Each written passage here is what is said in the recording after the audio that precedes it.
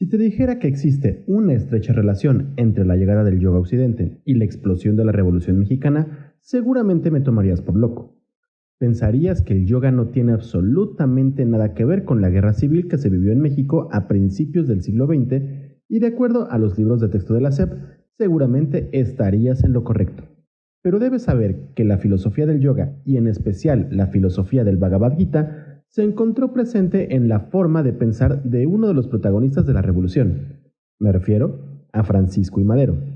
Filosofía que, por cierto, llegó a Madero gracias a las sesiones espiritistas que se realizaron en todo el mundo desde mediados del siglo XIX.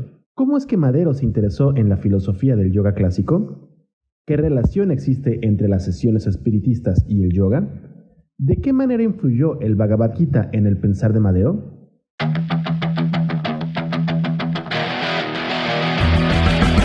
Yoga, una disciplina ancestral que se convirtió en uno de los negocios más lucrativos de la industria del fitness. ¿Cómo es que esta técnica antigua se convirtió en un negocio espiritual? ¿Realmente es yoga lo que practicamos hoy en día? ¿Qué chingados es el yoga? Yoga y más allá, un podcast en el que buscamos entender la evolución de la práctica de yoga desde su filosofía ancestral hasta la práctica postural contemporánea. Acompáñanos a profundizar en esta práctica, entender sus conceptos y desmenuzar su historia.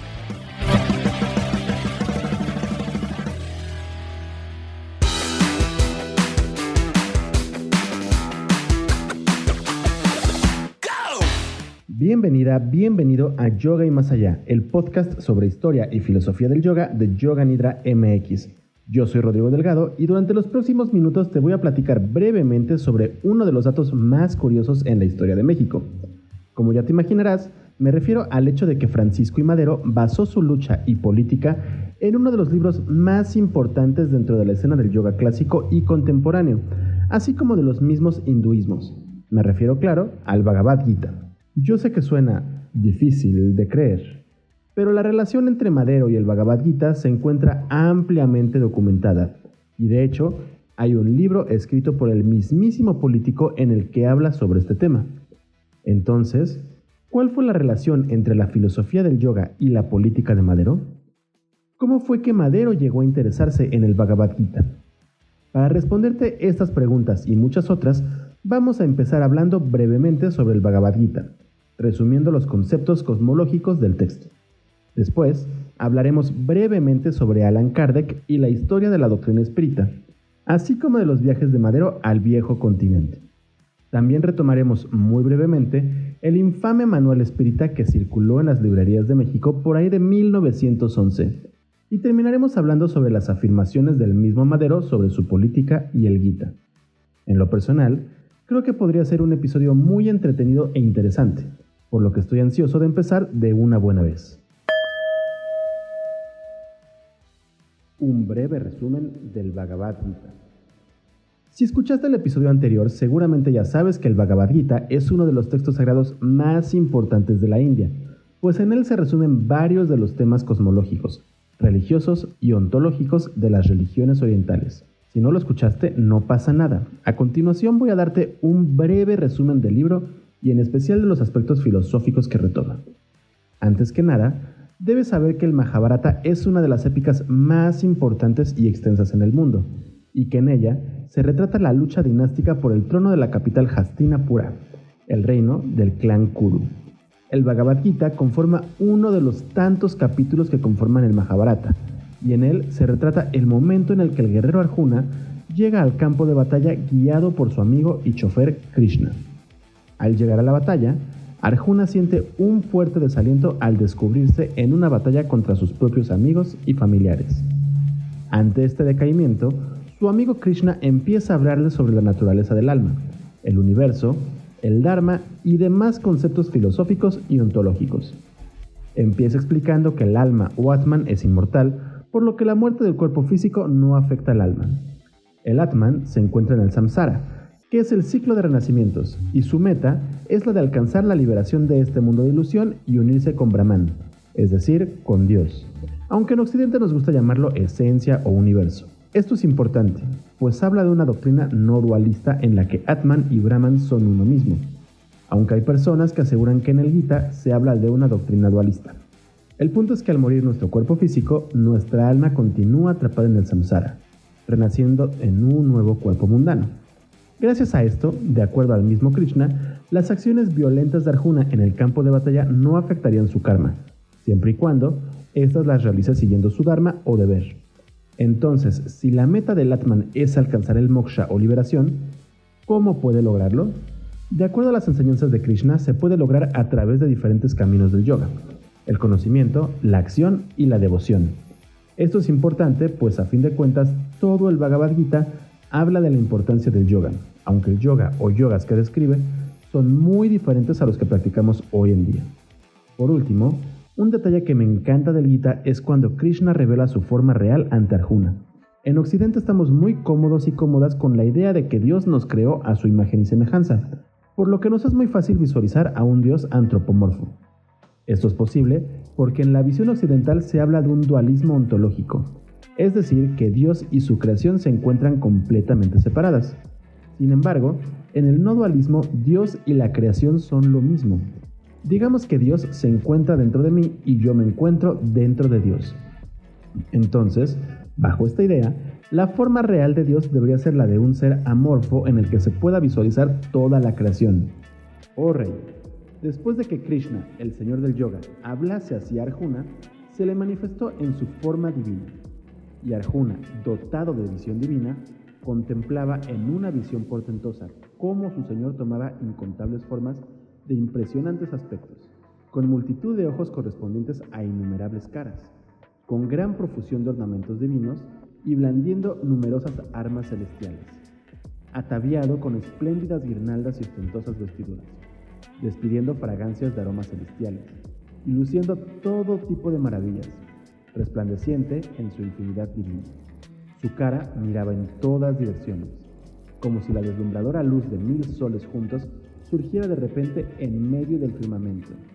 Tal era el refulgente esplendor que desprendía su espíritu supremo.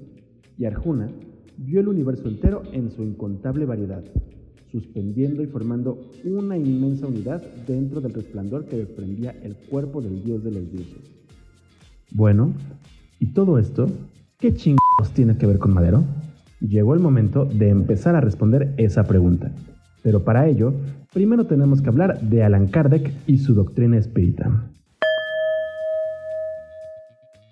Breve historia de la doctrina espírita. Viajemos en el espacio-tiempo hasta el Hightsville, Nueva York de mediados del siglo XIX. Un pueblo desolado, lejos del mundo, en el que empezaron a manifestarse extraños fenómenos paranormales. Una noche cualquiera, empezaron a sonar unos extraños golpes en la casa de madera de la familia Fox. Al principio, esto no fue de interés para la familia, pero después de que el fenómeno se repitió por varias noches seguidas, la madre de la familia decidió lanzar una pregunta al aire. Si eres un fantasma, da 2 golpes. Toc, toc. Un fantasma se encontraba habitando en la casa Fox, y la señora había descubierto un método para comunicarse con él. Como era de esperarse, la madre y sus hijas le contaron a sus vecinos sobre el extraño fenómeno, invitándolos a presenciar la manera en la que se comunicaban con fantasmas. No pasó mucho tiempo para que la noticia se corriera por todo el mundo, llevando a miles de curiosos a Hightsville. Tiempo después, las hermanas Fox salieron de su pueblo para llevar su acto de espiritismo a todo el mundo. Más allá de si el acto de las Fox fue un fraude o no, su popularidad permitió que surgieran un sinfín de mediums que aseguraban poder comunicarse con los muertos por todo el planeta. Y París fue algo así como la capital mundial del espiritismo, pues en aquella ciudad se realizaban sesiones espiritistas en los grandes teatros y en las casas de las y los intelectuales. Pero a pesar de la gran popularidad de las sesiones, hubo una persona que se dedicó a tacharlas de fraude durante mucho tiempo. Me refiero a Hippolyte Léon Denisard Ribeil. Ribeil fue un pedagogo discípulo de Pestalozzi, quien se dedicó a la educación, traducción y filosofía por poco más de 30 años. Al ser un hombre de ciencia, se dedicó energéticamente a criticar el fenómeno de las mesas bailantes, como lo llamaban en aquel entonces, a pesar de que la prensa decía que era el acontecimiento del siglo, y de que muchos científicos como Faraday y Babinet se dedicaron a estudiar el fenómeno desde un punto de vista más terrenal. Desde 1853, muchas personas trataron de convencer a Ribeil de presenciar el fenómeno, pero los rechazó constantemente. Sin embargo, en 1855 fue invitado a la casa de la señora Playmason, donde pudo presenciar el fenómeno por primera vez. Durante la sesión, el profesor Ribeil decidió lanzar preguntas complejas a las mesas, mismas que fueron respondidas de forma inteligente, lo que terminó convenciendo al científico de que el fenómeno era real. A partir de este momento, empezó a acudir a más y más sesiones espiritistas y a conocer a diferentes mediums, todo en busca de una respuesta. En una de las tantas sesiones se manifestó un espíritu llamado Céfiro. El espíritu aseguró que conocía a Ribeil de tiempo atrás, pues habían vivido juntos en Galia en los tiempos de los druidas. Y de acuerdo a Céfiro, en aquella época el nombre de Ribeil era Allan Kardec. Entonces, no solo existía la vida después de la muerte, como se comprobaba en las sesiones espiritistas, sino que también existía la reencarnación. Este hecho marcó a Ribeil, quien terminó adoptando el nombre de Allan Kardec y dedicándose al estudio de la verdad basándose en la sabiduría de los espíritus. Fue así que empezó a acudir a más y más sesiones, donde lanzaba todo tipo de preguntas fundamentales a los espíritus que se presentaban ante ellos. Y a través de las miles de notas de las sesiones, Kardec publicó el Libro de los Espíritus, uno de los libros más vendidos en la historia y en el que se presenta la doctrina espírita, un sistema filosófico ontológico en el que se da respuesta a las grandes preguntas que se han hecho la humanidad. El punto es que Allan Kardec llevó las sesiones de espiritismo más allá, hasta fundar la doctrina espírita, misma que llamó la atención de un gran número de intelectuales en todo el mundo y que competía con la teosofía que se estaba desarrollando en el mismo momento. Francisco I. Madero y la doctrina espírita. Francisco I. Madero nació en el seno de una familia bien posicionada en Parras, Coahuila, en 1873, unos pocos años después de que Kardec publicara el Libro de los Espíritus. Estudió en el Colegio Jesuita de San Juan Nepomuceno de Saltillo, y en 1886 participó en la Culver Academy de Indiana, luego en Baltimore, donde hizo estudios de agricultura. Poco después asistió a la escuela preparatoria en Versalles y también realizó estudios de peritaje mercantil en París. En 1893 regresa a Coahuila y se encarga de administrar una de las haciendas de su padre. Posteriormente, se casa con Sara Pérez Romero en 1903, y al año siguiente funda el Partido Democrático Independiente que se oponía a la reelección del gobernador de Coahuila, Miguel Cárdenas. El punto aquí es que por ahí de 1891, el joven Madero descubrió la doctrina de Allan Kardec y terminó fascinado por la misma. Y al regresar de París, se dispuso a poner en práctica una facultad que le había sido revelada en los círculos espiritistas parisinos, la del médium escribiente. Madero no solo se dedicó a contactar a los espíritus y poner en práctica su mediumnidad, sino que fue uno de los principales impulsores del espiritismo en México. De hecho, fundó el Círculo de Estudios Psíquicos de San Pedro y se dedicó a escribir en diferentes publicaciones espíritas mexicanas y extranjeras bajo el seudónimo de Arjuna, sí, el mismo nombre del guerrero mencionado en el Bhagavad Gita. El amor de Madero por el Bhagavad Gita. Para este punto, debes saber que la doctrina espírita tiene muchos puntos en común con la filosofía retratada en el Bhagavad Gita y con muchos otros textos clásicos del hinduismo. De hecho, hay quienes aseguran que entre todos los espíritus que se presentaron ante Kardec se encontraban Krishna, Buda y Cristo, entre otros. Y si Krishna respondió preguntas filosóficas en las sesiones espíritas, era de esperarse que sintetizara la filosofía del Bhagavad Gita. Pero más allá de eso, justo la similitud entre ambas doctrinas, aunando a la popularidad del Gita en los círculos intelectuales y ocultistas, como los trascendentalistas, un gran número de espiritistas terminaron interesándose en las pláticas entre Krishna y Arjuna, y Madero no fue la excepción. En aquel entonces existían muy pocas traducciones al inglés y al francés del Bhagavad Gita, y solo existía una traducción al español realizada por el teósofo José Roviralta Borrell. En general, la traducción de textos es un tema muy complejo, pues con la traducción se pueden enfatizar o difuminar el mensaje del mismo texto. Y si tomamos en cuenta que en el caso de la filosofía existen muchos conceptos únicos, la traducción se vuelve mucho más compleja.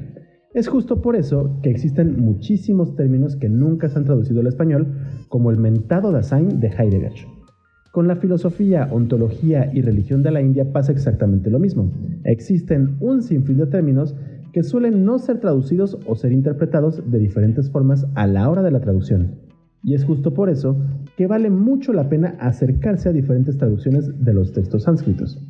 De esta forma, al existir una sola traducción de corte teosófica del Bhagavad Gita, Madero decidió realizar una traducción de este importante texto, pero desde una mirada espírita. Esto es importante, pues en aquel entonces existía una especie de pugna entre el teosofismo de Elena Blavatsky y la doctrina espírita de Kardec, pues aunque tenían conceptos y finalidades muy similares, sus abordajes eran totalmente diferentes. La traducción de Madero fue una traducción comentada que fue publicando periódicamente en la revista espiritista Helios bajo el seudónimo de Arjuna entre 1912 y 1913, aunque no pudo terminar de publicar la traducción porque fue acribillado por Francisco Cárdenas a un costado de Lecumberri el 22 de febrero de 1913. Al final, Bhima, como también se hace llamar Madero, publicó únicamente 12 capítulos de los 18 que conforman el Bhagavad Gita. Y aunque hoy en día el trabajo de Bhima ha quedado prácticamente en el olvido, en su época fue muy bien recibido por la comunidad intelectual mexicana. Por ejemplo, en 1920, José Vasconcelos publicó el libro Estudios Indostánicos, y en él el Ateneo publicó un elogio al trabajo de Madero. Quiero cerrar mi capítulo con un comentario que es quizá el primero que se escribió en México del Bhagavad Gita. Un comentario que procede del extraordinario y nobilísimo espíritu que entre nosotros fue apóstol, pensador y presidente mártir, y que conocimos con el nombre terrestre de Francisco I. Madero. Y tras la reproducción de muchos de los comentarios de Bhima, Vasconcelos acaba diciendo: impresionante resulta imaginar los pensamientos de Madero cuando llega a encontrarse en los campos mexicanos en la situación de Arjuna, dispuesto a combatir un ejército de enemigos que no odiaba, pero que era su deber destruir. Venció a esos enemigos, el Arjuna de México, en la noble lid de la fuerza, y después perdonóles con tierno espíritu cristiano, mas para ser víctima de Judas, en la más negra y cruel de las traiciones. Llegó a encontrarse en los campos mexicanos en la situación de Arjuna, dispuesto a combatir un ejército de enemigos que no odiaba. Esta frase resume gran parte de la visión que tenía Madero sobre su misión en la vida, tal y como lo declaró el revolucionario en una de sus obras olvidadas más importantes, el Manual Espírita. El Manual Espírita y la Revolución Maderista. El 20 de noviembre de 1910 estalló la Revolución Mexicana, y para el 25 de mayo de 1911, Porfirio Díaz renunció a la presidencia. 6 días después se exilió en Europa abordando el barco de vapor llamado Ipiranga. Francisco León de la Barra asumió la presidencia interina y convocó elecciones. La contienda electoral se realizó en octubre, y Madero resultó electo con el 99% de los votos, por lo que el 6 de noviembre asumió la presidencia de México. En esos mismos días, empezó a circular en las librerías y círculos intelectuales del país un pequeño libro titulado Manual Espírita. El libro había sido escrito de manera anónima por una persona que firmaba como Bhima, recordando al personaje mítico del Mahabharata. La revista espiritista Helios anunció esta publicación como una gran edición a precios mínimos a fin de divulgar los principios de nuestra filosofía. Y curiosamente, al lado de este anuncio se encontraba una fotografía del recién electo Madero junto a su padre. Se imprimieron unos 5,000 ejemplares del Manual Espírita, lo que era muy considerable para la época, y aún así pasó prácticamente desapercibido. Aunque el deseo del autor era mantenerse en el anonimato, hoy en día sabemos, gracias a la investigación de archivo, que Bhima era uno de los seudónimos que utilizó Francisco I. Madero cuando escribía sobre espiritismo. ¿Por qué quería mantenerse en el anonimato? Recordemos que México ha sido siempre un país católico y aunque el espiritismo estuvo en boga, los grupos ocultistas y espiritistas eran mal vistos por la sociedad. Ahora, imagínate a un presidente que creyera en fantasmas. De hecho, la misma Iglesia Católica, a través del Partido Católico y de los mismos medios que controlaba, se burló en repetidas ocasiones de los rumores que corrían sobre el espiritismo de Madero. De rumor en rumor, el espiritismo de Madero empezó a sonar en todos los rincones del país. Aún así, el presidente nunca aceptó de manera pública su fe, para no perder el respeto de las y los mexicanos. El Manual Espírita es un resumen muy sencillo de la doctrina espírita de Kardec, y por lo mismo, en él se puede leer de manera muy detallada y práctica la cosmovisión de los espíritus. El manual está escrito, al igual que el Bhagavad Gita y muchos otros textos sánscritos, a manera de diálogo. El primer capítulo del manual lo dedica a exponer la doctrina espírita, explicando las ideas de las fuerzas anímicas y la reencarnación. Después da una profunda introducción histórica de la doctrina, explicando la doctrina de Krishna, la de Hermes, Moisés y Cristo, retomando diferentes citas de los textos más importantes de las religiones. El tercer capítulo profundiza en los fenómenos que dieron pie al espiritismo. ¿Sí? Aquí es donde explica cómo se puede hablar con fantasmas y espíritus. El cuarto capítulo ahonda brevemente en la filosofía espírita, retomando principalmente temas del periespíritu, el desdoblamiento, los fantasmas, la reencarnación, la escritura mecánica y Dios. Y el quinto capítulo es probablemente el más interesante, pues en él profundiza en el deber del hombre consigo mismo, con la sociedad, la familia y en especial la patria y Dios. No voy a profundizar mucho en el contenido del manual, pues dedicaré todo un capítulo a hablar de esto. Pero puedo decirte que a grandes rasgos, en este capítulo se puede entender la profunda relación que se tiene entre el Gita y el espiritismo. Quizá donde más se nota la influencia del Gita en Madero es cuando habla del deber del hombre con la patria y con Dios. Al igual que Krishna, Bhima afirma dos cosas. 1. El hombre debe tener una devoción absoluta hacia Dios. Y 2. Todos los hombres tenemos el deber de entregarnos a la patria para ayudarla a crecer. ¿Esto cómo se relaciona con el Gita? El primer punto es muy obvio, pues Krishna asegura que debemos tener una devoción absoluta a Brahman, entregándole de manera desinteresada todas nuestras acciones. Y en el segundo caso, debemos recordar el desaliento al que se enfrenta Arjuna al verse en medio del campo de batalla. Arjuna no quería luchar contra sus familiares amigos, pues pensaba que era un acto aberrante. Sin embargo, Krishna le explica que su deber como guerrero era el de luchar esa batalla para impedir que imperara la justicia. Sin embargo, Krishna le explica que su deber como guerrero era el de luchar esa batalla para impedir que imperara la injusticia, pues en el Manual Espírita, Madero dice algo muy similar, explicando que nuestro deber como hombres es el de defender la patria y trabajar para que ésta pueda crecer. Y bueno, Madero se levantó en armas contra sus mismísimos compatriotas, justamente porque su deber era defender la patria de la tiranía y de la injusticia. Entonces, Madero se inspiró en las enseñanzas de Krishna cuando decidió que era momento de enfrentarse a sus propios amigos, porque este era su deber, su dharma. Inspiración que no solo lo llevó a levantarse en armas, sino que también lo llevó a realizar una de las primeras traducciones y comentarios del Bhagavad Gita en español, y a firmar siempre con los seudónimos de Bhima y Arjuna. La relación entre el Bhagavad Gita y el yoga con el espiritismo es realmente interesante y podríamos dedicarnos horas y horas a platicar sobre los conceptos e ideas que comparten ambas doctrinas. Sin embargo, esto lo realizaremos en algún otro episodio. En lo personal, lo que más me llama la atención de esta relación es el hecho de que Francisco I. Madero se volvió un ferviente seguidor de las enseñanzas de Krishna, llevándolo a inspirarse en ellas para unirse a la revolución, e incluso para gobernar el país. O por lo menos, él se justificaba de esta forma. Ojo, no estoy diciendo que es la única razón por la cual Madero se unió a la revolución.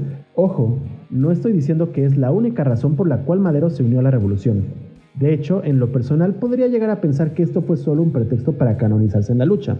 A fin de cuentas, su familia siempre estuvo relacionada a la política. Y como en toda revolución, la mayoría de los líderes no busca realmente ayudar al pueblo, sino fomentar un cambio de poderes que le beneficien directamente. Pero realmente nunca podremos conocer las verdaderas intenciones de Madero. Así que solo nos queda creer en los registros escritos que dejó el mismo personaje. Si quieres leer el Manual Espírita sin interpretaciones ni comentarios, puedes hacerlo directamente en nuestra página web www.yoganidra.com.mx. Y si quieres leer más sobre el espiritismo de Madero, te invito a leer 2 libros que valen mucho la pena. El primero es Odisea Metafísica hacia la Revolución Mexicana de C.M. Mayo y el segundo es La Revolución de los Espíritus, Francisco Ignacio Madero de Alejandro Rosas. También te invito a revisar los diferentes textos sobre filosofía e historia que subimos a nuestro portal yoganidra.com.mx y a seguirnos en nuestras redes sociales. Nos encuentras en Twitter, Facebook, Instagram, YouTube y Pinterest como Yoga Nidra MX. Yo soy Rodrigo Delgado y te espero en el próximo episodio de Yoga y Más Allá. Hasta pronto.